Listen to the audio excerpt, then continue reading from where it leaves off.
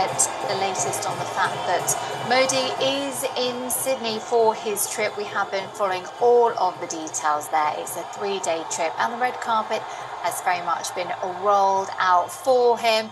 Now, just talking about the relationship between the two countries, it's very tight indeed. And apart from being a member of the Quad grouping, India is also Australia's largest source of skilled migrants and the second largest source of international students. So education is very important indeed. Now, this morning, Narendra Modi, he met with the Australian CEOs, eminent personalities as well, and he will also address the Indian diaspora at this community event we can see.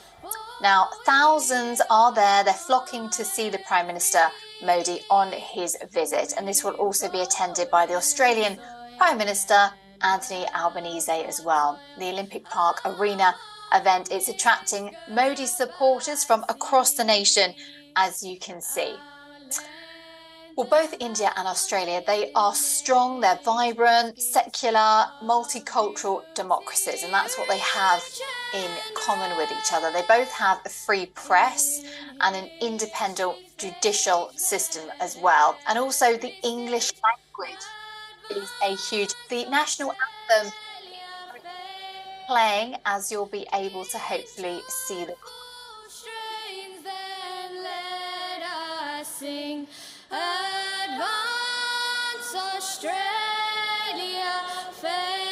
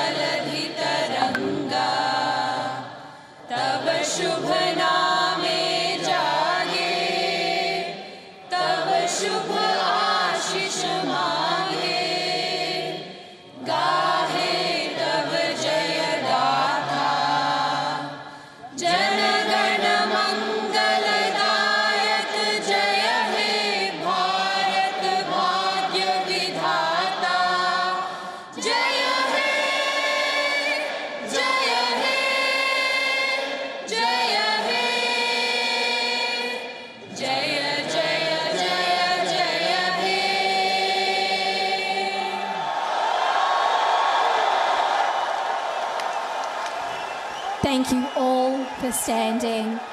What an incredible crowd, what an incredible feeling.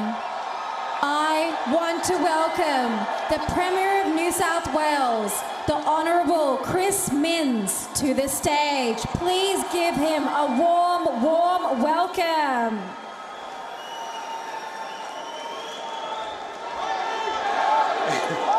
Good evening, everybody.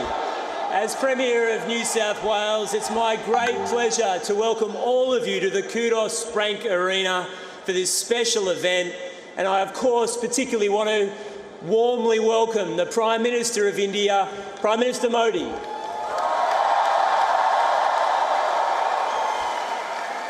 In a moment, I will introduce Australia's Prime Minister, Anthony Albanese, but first,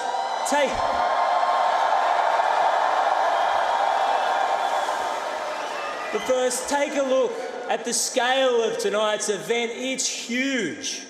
It's part of Australia's larger story. More and more people from India have come to Australia to call it their home. They've built businesses, started families, undertaken studies, established places of worship. You've created community while keeping your culture and traditions. We come from many different backgrounds in Australia, but we are stronger together. And tonight you can see that strength. In fact, you can hear it. Friends, the Indian diaspora is the nation's fastest growing. There are 750,000 people that have Indian ancestry in this country. And that includes the Treasurer of New South Wales, Daniel Mookhey, who swore his oath of allegiance on the Bhagavad Gita. Friends, he was the first Australian minister to do so, but he will not be the last. And so tonight we roll out the red carpet for the Prime Minister of India. We thank him for coming, but we want to pay a special tribute to all those Indian Australians. Okay, so plenty going on there in Sydney right now. Siddhant Sibal is joining us to keep us up to date. So a lot of discussions going on in terms of trade, investment, people links, renewable energy, defence and security, cooperation, lots on the table.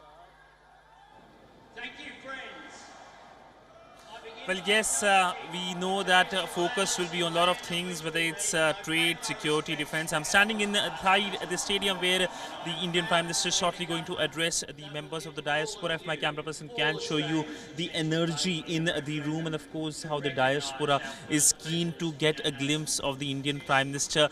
Every word possible, they want to cling to that word now.